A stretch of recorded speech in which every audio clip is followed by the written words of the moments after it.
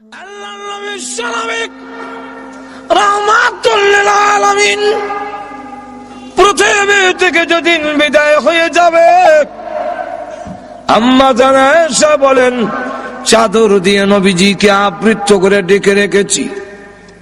হঠাৎ করে আমি তাকায় দেখি আল্লাহর নবী চাদরের ভিতরে একটা হাত একবার গোটায়, হাতটা আবার লম্বা করেন, পা এভাবে গোটায় আবার পা লম্বা করেন।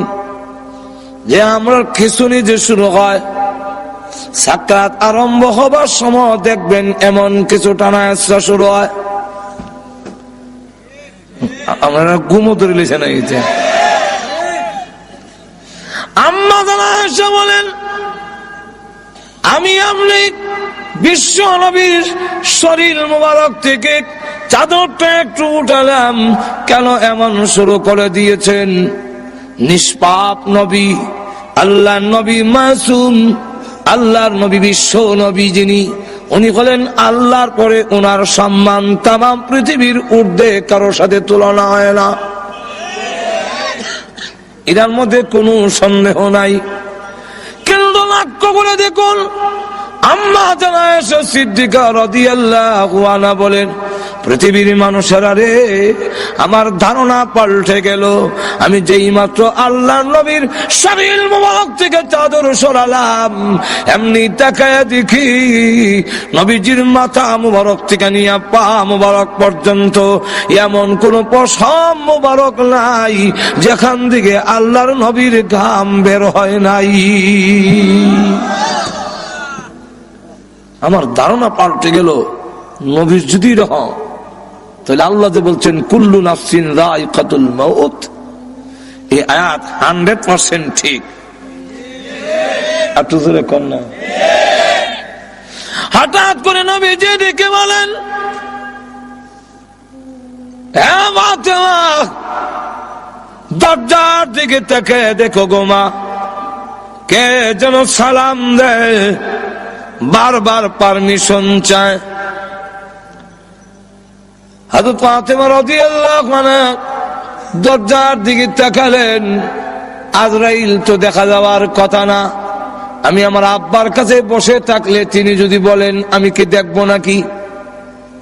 আজরাইল দেখা যায় না, কিন্তু আল্লাহ রাব্বুল আলামিন বলে দিলেন, হ্যাঁ আজরাইল প্রকাশিত হয়ে যাও আমার ফাতেমার সামনে, আর না হয় আমার নবীর কথাটা মিথ্যা হয়ে যাবে। হযরত ফাতেমা রাদিয়াল্লাহু আনহা দরজার দিকে তাকায়া বলেন, আব্বা, এমন একজন মানুষ দরজার সামনে দাঁড়ায় আছে, আব্বা গো, যার বডি, যার সুরত মক্কা মদিনার কারো সঙ্গে কোনো মিল নাই, দুনিয়ার কারো সঙ্গে মিল হবে না, এমন বড় আকৃতি, পা মাথা অনেক বড়, আর সমস্ত শরীর কাপড় দিয়া ঢাকা, দুইটা চোখ বড় বড় অগ্নিলোকার মতো। আল্লাহর নবীকে বলেন, ওগো আব্বা জান, এমন আকারের মানুষ আমার জিন্দেগিতে কোনোদিন দেখিনি। আল্লাহর নবীর মাথা মুবারকে ব্যথা, বুকে ব্যথা, তারপরও উনি বহু কষ্টে দরজার দিকে তাকিয়ে বললেন, মা, হাযা মালাকুল মাউত, হাযা হাজিমুল লাজ্জাত ইয়ানিল মাউত। তিনি হলেন আজরাইল, মালাকুল মউত, তিনি হলেন দুনিয়ার সমস্ত স্বাদ কর্তনকারী, যিনি দুনিয়ার সমস্ত স্বাদ মজা কেটে দেয়, সেই আজরাইল গোমা হাজির হয়েছে। হযরত ফাতেমা রাদিয়াল্লাহু আনহা বলেন, ওগো আব্বা জান, এই মুহূর্তে কেন তিনি আসলেন? কয়েক সপ্তাহ ধরে আপনি অসুস্থ, এই মুহূর্তে কেন এসেছেন? আমার বুঝবার বাকি নাই, আপনাকে নেওয়ার জন্য এসেছেন। না, পারমিশন দিব না, অনুমতি দেওয়া হবে না আপনার এই ঘরে ঢুকার জন্য। হ্যাঁ আব্বা, আপনি পৃথিবী থেকে বিদায় হয়ে গেলে আমি কোথায় যাব, কার কাছে দুঃখ প্রকাশ করব? হাসান হুসাইন কার কাছে গিয়ে প্রবোধ নেবে? না, পারমিশন দিব না। আল্লাহ নবী রেখে বলেন, ও ফাতেমা, দরজা বন্ধ করে রাখতে পারো, কিন্তু জেনে রাখো আজরাইলকে ফিরায় রাখা সম্ভব নয়। মাগো, কারো পারমিশন নেয় না, কারো ঢুকার জন্য আজরাইল অনুমতি নেয় না। এটা আমার সম্মান, এটা আমার মর্যাদা, আমার অনুমতি নিয়ে ঢুকতে চায়। অনুমতি যদি না দাও, সে কিন্তু অনুমতি ছাড়া ঢুকার পারমিশন তাকে আল্লাহ দিয়ে রেখেছেন। সুতরাং পারমিশন দিয়ে দাও, অনুমতি দিয়ে দাও, জানায়া দাও আমি বলেছি ঘরে ঢুকার জন্য। আজরাইলকে যখন অনুমতি দেওয়া হলো, তিনি এসে বলেন, আসসালাতু ওয়াসসালামু আলাইকা ইয়া রাসূলুল্লাহ, আল্লাহ আমাকে পাঠিয়েছেন, আপনি যদি যেতে চান গো আপনাকে নিয়ে যাব, থাকতে যদি চান আল্লাহ হায়াত বাড়ায়া দিবে, কোনটা করবেন? আল্লাহ নবী বলেন, তুমি অপেক্ষা করো, যাবো কি যাব না এখন বলবো না, হাত্তা ইয়াতিয়ানি জিবরাইল, জিবরাইল আমার কাছে আসার আগ পর্যন্ত তুমি অপেক্ষা করো। জিবরাইল আসার পরে আল্লাহ নবী রেখে বলেন, জিবরাইল, আজরাইল বলে আমার নাকি যাওয়ার সময় হয়ে গেছে, তোমার মতামত কি? জিবরাইল আলাইহিস সালাতু ওয়াস সালাম তখন কোরআন শরীফের একটি আয়াত তিনি পড়লেন, ইন্নাকা মাইতুন ওয়া ইন্নাহুম মাইতুন। ওগো নবী, আল্লাহ আগেই বলেছেন আপনিও মরণশীল, তারাও, আপনার দুশমনরাও। আমার মা বুঝেননি কেন জানি, ঠিক আছে, হা না কর না কেন? রাসূলকে বলতেছেন ইন্নাকা মাইতুন ওয়া ইন্নাহুম মাইতুন, আপনিও মরণশীল, আপনার দুশমনরাও মরণশীল। আল্লাহর নবী বুঝে ফেললেন জিবরাইল ইঙ্গিত দিয়েছে চলে যাওয়ার জন্য। নবীজি কান্দেন। জিবরাইল ডেকে বলেন, ইয়া রাসূলুল্লাহ, ইয়া হাবিবাল্লাহ, আপনি আপনার বন্ধুর দরবারে যাবেন, রফিকে আলা, পরকালে আপনার নাজ নেয়ামত ইহকালের চাইতে আরো অনেক বেশি। ওগো নবীজি, সম্মান বেশি হবে, আপনি কান্দেন কেন? নবীজি বলেন, জিবরাইল, আমি আমার জন্য কান্দি না। কার জন্য কাঁদছেন? ফাতেমার জন্য। ফাতেমাকে আল্লাহ আগেই তো আপনার মধ্যে সুসংবাদ দিয়েছেন, জান্নাতের সর্দারনি হবে। নবীজি বলেন, না, আমি ফাতেমার জন্য কান্দি না, হাসান হুসাইনের জন্য কান্দেন। হাসান হুসাইনকে সুসংবাদ দেওয়া হয়েছে, তারা জান্নাতের যুবকদের লিডার হবে। নবীজি বলেন, না, হাসান হুসাইনের জন্য কান্দি না, কান্দি আমার গুনাহগার উম্মতের জন্য। জিবরাইল বলেন, হুজুর, উম্মতের জন্য কান্দার দরকার নাই। ওগো নবীজি, আপনি কেন কান্দেন? আপনার উম্মতের নাম ঠিকানা সহ সবগুলো আপনার রওজাতে পৌঁছাইয়া দেওয়া হবে। নবী যাওয়ার দরকার হয় না, বিশ্ব নবী কোথাও যাওয়ার প্রয়োজন নাই, দুরূদ আর সালাম আনার জন্য নবী যাওয়ার দরকার নাই। কারণ নবী কেন নিবেন? নবী কেন আসবেন? আমার ডাকে নবী আসবেন। যদি আমি দামি হই, তাহলে আমার ডাকে আরেকজন আসবে। ঠিক কিনা? হুজুর যদি ডাক দেখে এদিকে আইব, এখন কি আপনারা কইবেন মিলে হুজুর এদিকে?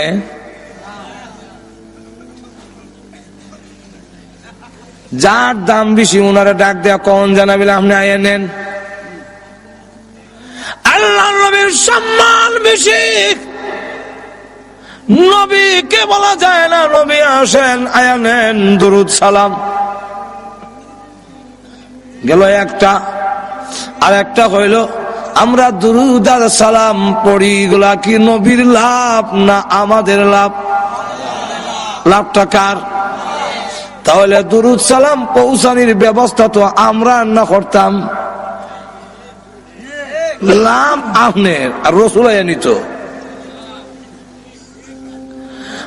আমার লক্ষ্য করে দেখুন, আল্লাহ নবী বিশ্ব নবী রাহমাতুল লিল আলামিনকে জিবরাইল আলাইহিস সালাতু ওয়াস সালাম বলতেছেন, ইয়া রাসূলুল্লাহ, ইয়া হাবিবাল্লাহ, আল্লাহর নবী গো, কান্নার দরকার নাই, আপনার উম্মতের দুরূদ আর সালাম পৌঁছাইয়া দেওয়া হবে। আমিও আছি, একজন ফেরেশতা আল্লাহ তৈরি করে রেখেছেন।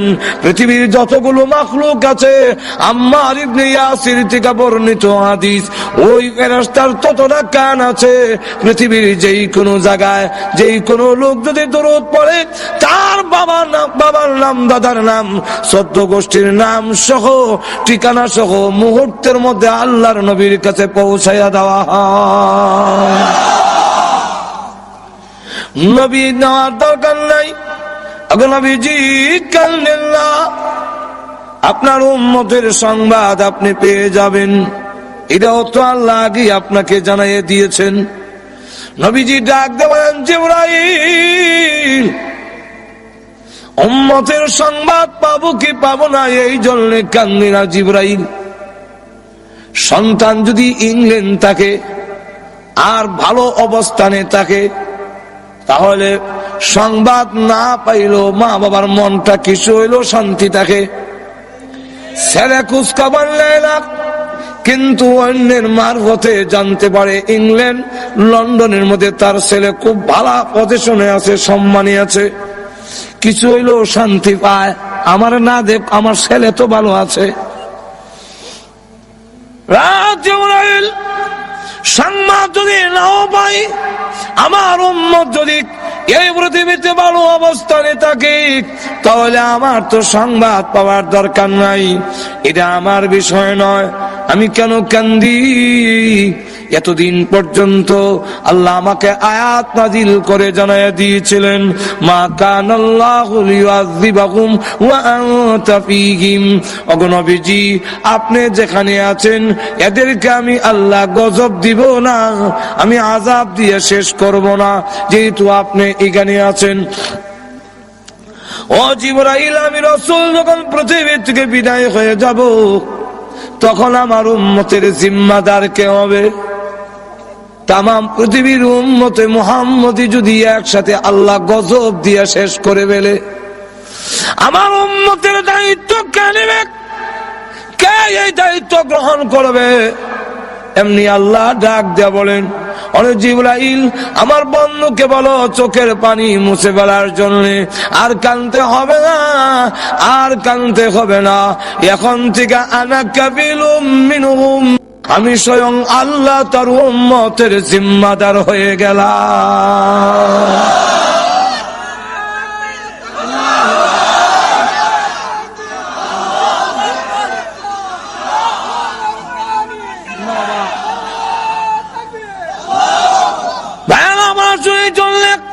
আল্লাহর নবী বিশ্বনবী রাহমাতুল লিল আলামিন তখন ডাক দিয়া বলেন, ওরে আজরাইল, এবার আমার রূহ তুমি বের করো। এমনি আজরাইল যখন নবীজির সিনা মুবারকে হাত রাখলেন, ফি কবজির রূহিহি, রাসূলের রূহ মুবারক কবজ করবেন। আল্লাহর নবী জিজ্ঞাসা করেন, আজরাইল, তুমি আমার বুকে হাত রেখেছো, মনে হয় যেন উহুদ পাহাড়টা আমার বুকে রেখে দিয়েছো। আজরাইল বলে, আল্লাহর নবী, এত সহজে কারো রূহ বের করি নাই, কোনদিন করব না। এরপর এরকম আল্লাহর নবী বিশ্ব নবী রাহমাতুল লিল আলামিন একটি পাত্রের মধ্যে হাত ভিজায় মুখের মধ্যে মালিশ করে আর বলে, আল্লাহুম্মা বির রাফিকিল আলা, আল্লাহুম্মা ইন্নী আউযু বিকা মিন সাকরাতিল মাউত ওয়া গামারাতিল মাউত। মরণ বুঝি এত কষ্ট বুঝি মরণ।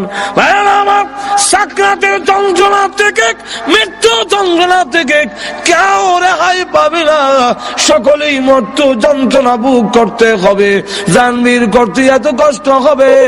আরে আল্লাহ রাব্বুল আলামিন কোরআনে উল্লেখ করে দিয়েছেন, ওয়ান্নাজিআতি গারকা والنازعات غرقا والناشطات نشطا।